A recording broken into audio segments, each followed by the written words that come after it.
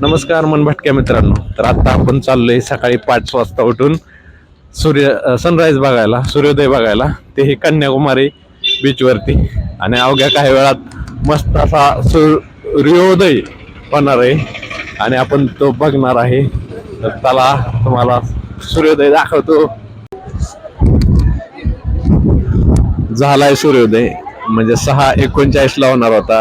ढगांच्या आत असल्यामुळे तो झालाय 6:49 ला. आणि आता आपण वरती आलेला सूर्य बघू शकता.